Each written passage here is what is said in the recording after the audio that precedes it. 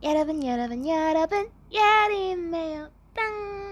Hello, lovely friends and family, and other amazing individuals, and welcome to Yeri-n-Here, where you get a fun and chaotic look at what goes on in my little mind, and basically like a breakdown on dramas I'm watching and potentially K-pop related content, because apparently my friends and family assume that my entire personality is based off of my general love for K-dramas, C-dramas, T-dramas, K-pop, and music. I personally feel like I've got much more to offer in a relationship, both friendship and familyship, but apparently no one's complaining, so... Wait, did I No, I did not. I didn't introduce myself. Hi, guys! Again, I'm Yeri, and this is my podcast. And I hope you enjoy your stay here, and thank you so much for spending some time to come and listen to my ranting. So guys, entirely this episode was meant to be about me just giving you guys a basic introduction of what we're generally going to be doing in this podcast, but I feel like I've already said that this is a podcast for me to just talk to you guys about K-dramas, C-dramas, K-pop, occasionally BL and GL, and some other interests I might stumble upon, or some other, hyperfixations that I might, want to share with you guys, or humans, or humanoids, or androids, or robots, or drones. Funny thing, I've actually been wanting to, start this podcast for a relatively long time, since an onni of mine told me that she wanted to see me react to dramas. That, however, felt like I'd be entering a floodgate of legal possibilities being possible, and I honestly did not have the slightest bit of energy or mental strength for that. So this seemed like the next best thing that could be both safe legally and fun. Imagine the possibility of all those possibilities actually being possible. Honestly, I wanted to just jump right into, the concept I had in mind. But then I felt hey, why don't we do a basic intro for, everyone listening, instead of just flying straight to what episode 1 would be.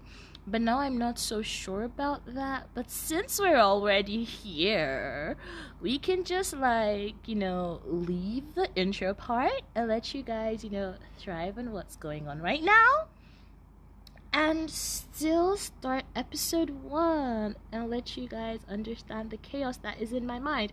Because apparently thinking while reading apparently doesn't work, so this script is a waste. Okay guys, so welcome to my podcast, and I hope you guys enjoy it.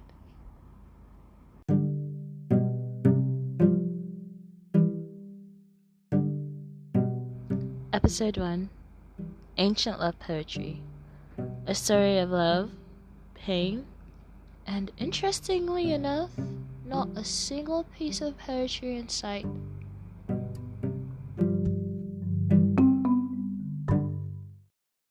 Ancient Love Poetry. An amazing Chinese Shensha drama that I feel should be watched at least once in this lifetime or in the next by everyone. Particularly if you're interested in dramas that have to do with heavenly sets, demonic sets, and basically immortality. Now, before I dive into what exactly this ancient love poetry that I'm giving all this praise to is about, I feel like it would be best for me to give a basic rundown as to what this Shensha drama genre is about. So basically, the Chinese drama genre xianxia dramas are generally based off of Chinese heavenly fantasies and the Chinese Taoist religious beliefs. The term or word xianxia directly translated simply means immortal heroes. So basically, it's based around immortality. Some examples of dramas that you can find under this genre are Ashes of Love, Love Between a Fairy and a Demon, Eternal Love, which is also called 10,000 Miles of Peach Blossom, Eternal Love of Dream, Love and Redemption, and obviously Ancient Love Poetry.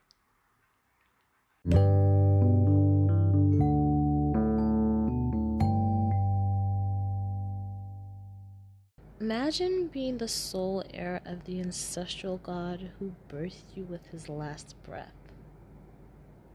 I know. Pressure, right?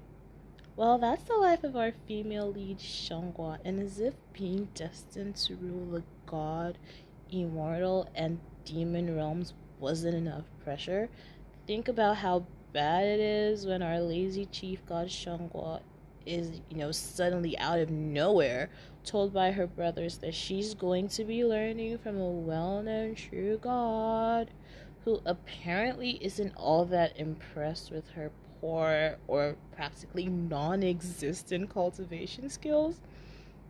Yeah, by the way, his name is Baidra. Yeah, her teacher to be by this point.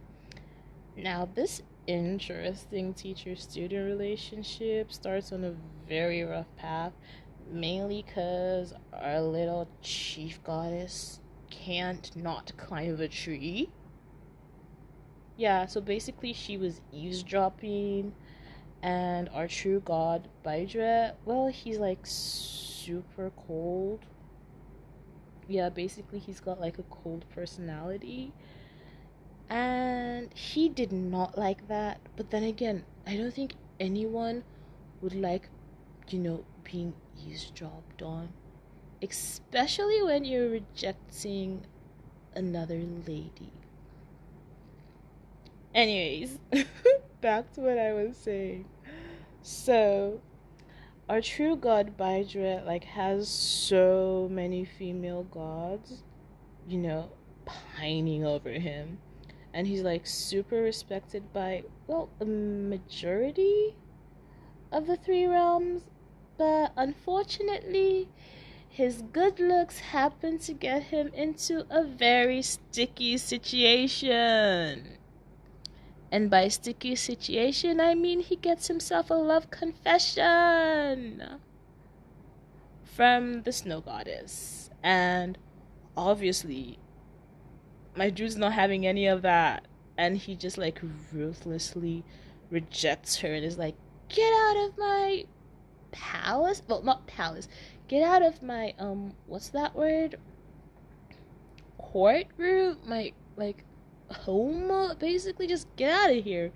And Shangwa is like, oh no. This dude is proud. I don't like him one bit. And she basically proceeds to disliking him. And then she's also like, I'm going to prove to him that I can actually be competent. And I'm going to definitely get that power of chaos. I'm obtaining the power of chaos. However, apparently no one told her that with great power comes an unfortunate amount of responsibilities. And I'm pretty sure these so-called responsibilities were just Destiny's way of having fun. So, our female lead Shangwa is, learning, sweeping up, his, this little treehouse looking house a lot. And she's making tea for him. And, being told to read a lot of books. And remember, guys, Shangwa is a lazy learner, so Or should I just say she was basically spoilt by her brothers? Yeah, and obviously they knew they've done so much damage, so they're not going to teach her. So put the problem on someone else, like trick our best friend into coming to teach her. Like, that's smart. Like, lie to him that she's actually very, studious. That's like basically what they did, and I am not even joking. Like, they legitimately lied to Baidra that the chief god, our little chief god, is like super studious, and she's like so talented in cultivation, but unfortunately, teir, her, like god veins or god vessels are like blocked, so we don't know what to do. Help us.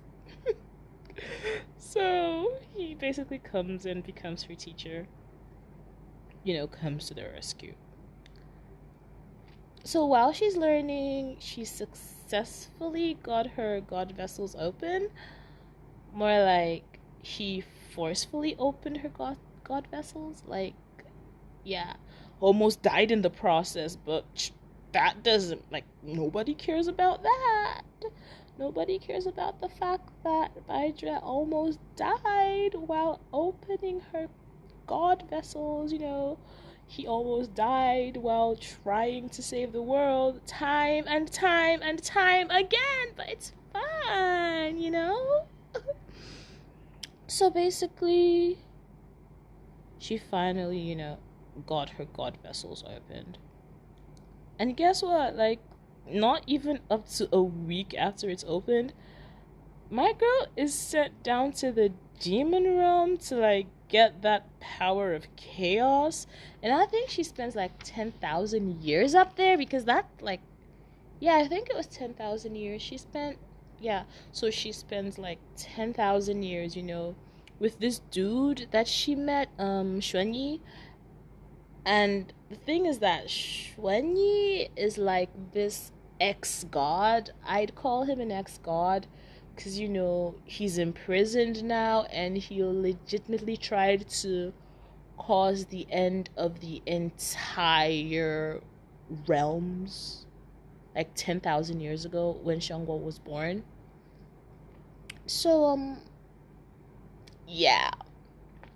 So he's like shackled and imprisoned, and, giving Shangguo every single bit of juicy detail on how she can get the power of chaos, and, also planning behind the scenes on how to, steal her power of chaos.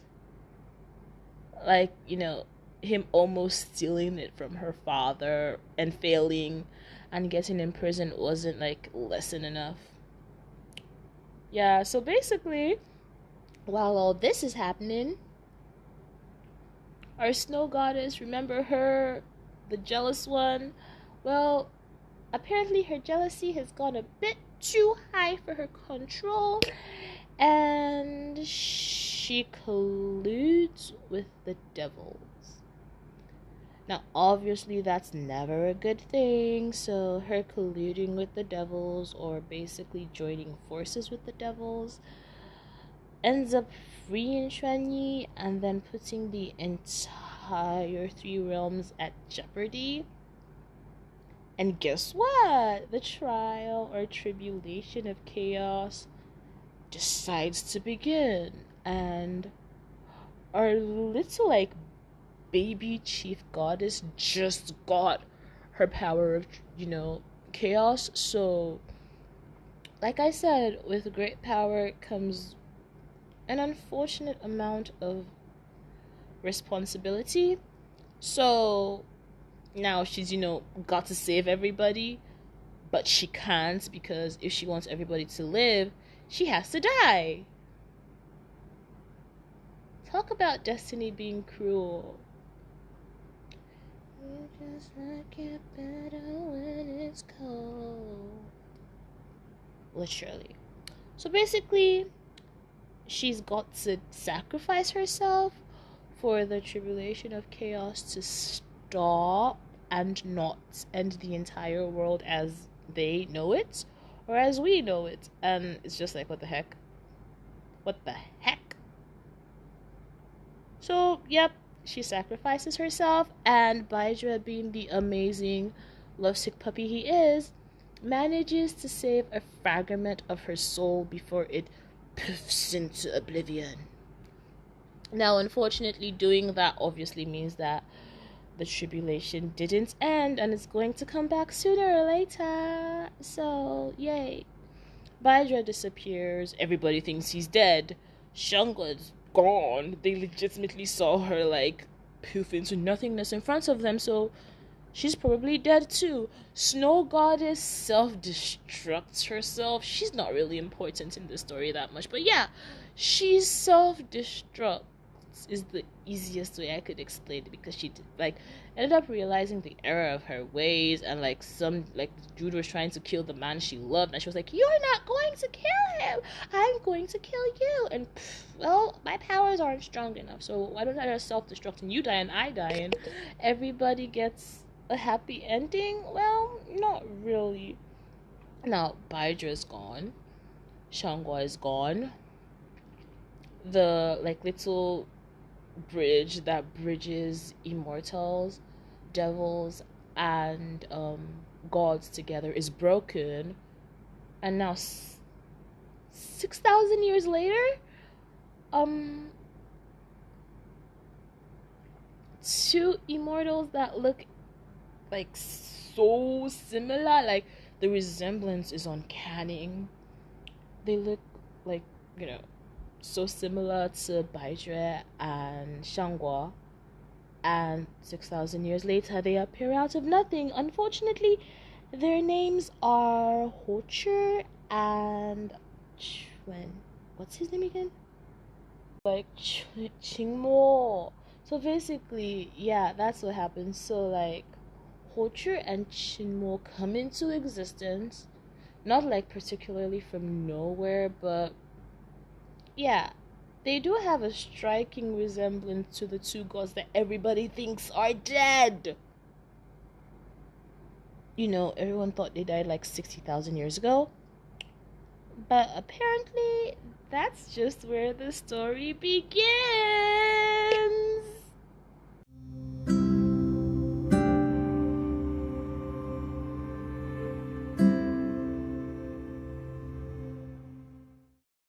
Okay, so I know a lot of you are gonna be like, okay, fine, we get it. You love ancient love poetry, but why do you want us to watch it? Yes, you keep saying it's an amazing drama. Yes, you told us the summary, but why? And now I'm going to tell you why, because that's what I'm here for, right? Right. Now, reason number one. The actors were able to so beautifully portray the characters, and by that I mean they gave the characters emotion. The growth of the characters were so beautifully done, and I'm not joking. The growth of the characters, the emotion put into acting out the characters, the just existence of each and every single one of the characters was so beautifully brought to life, and the portrayal of those characters was so beautifully done by each and every single actor. And I'm not just saying this because I'm saying it, but every single actor that was on that drama or on that show knew what was meant to be given, and they gave it 130, honestly speaking. Reason number two, the plot and the storyline was also very well done. Yes, we had villains we disliked. Yes, we had people we didn't like. And yes, we had people we just wanted to poof out of existence. However, no matter how many villains there were, and no matter how, annoying a character was, you, I always ended up coming back to the conclusion that the main cause of every single thing going on was destiny. Like, I don't know why, but they were able to so beautifully wrap the entire play around the fact that the main villain is destiny, that the main villain is fate, that the main villain is just, yes, a person could be a villain, alright, but destiny has its way of trying to make what it wants to make happen. And that was something that they were very much able to paint in the drama. So they were able to paint the plot so well, and that's another thing that's like your number 2 right there. And number 3, the cinematography of this drama was so beautifully done. It was so, I won't say flawlessly done. Personally, I didn't see any flaws. But then again, I am not like a professional, like I didn't go to film school, but it was so pretty to watch and it was so easy on the eyes. It wasn't too much, it wasn't too little. There was a perfect balance, like a beautiful balance, and none of the scenes were boring to watch. Even like the most mundane scenes were just so well put together. Everything was so adequately placed and it was just a satisfactory watch. Like, you could have a simple scene like them just walking along the street in the immortal realm, right? That was, yeah, when they were in the immortal realm and they were just walking along the street. Something like that was just so beautifully portrayed, and it just looked so like they definitely put their time into what they were doing. There was this scene where they went down to the lower realm and Shongwo basically was trying to confess to Baije, and they got like, she basically takes this dude and takes him into a room and gets so many wood carvings, so many artworks, just to confess how much she loves him or appreciates him as her teacher. And that scene alone, every single thing just looked so beautifully placed and looked so meticulously done. So yeah, like, that's another reason. So reason number 1, the actors were able to portray their roles so well. Reason number 2, the plot was so perfectly implemented. Reason number 3, the cinematography was so beautifully done. So yeah, those are the 3 reasons I'm giving you guys. So please, guys, give it a try, give it a watch. Ancient Love Poetry was a beautiful watch, and I feel like everyone deserves the joys and minute pain that comes with watching it. Maybe nobody deserves the pain, but it's just a happy watch. It's one of those dramas that when you finish watching, you feel so much peace and you're just like, this was beautiful. That was how I felt when I finished watching it. So do with that what you may or what you will. So guys, I'm done, and that was that for Ancient Love Poetry, and that's all for today's episode, guys. Thank you very much for taking your time to listen to me, and thank you very much for those of you who have spent, this long here with me. And please, guys, don't forget to leave some feedback. Don't forget to follow. And don't forget to watch the drama. So thank you very much, guys, for staying with me in here. Have a lovely day.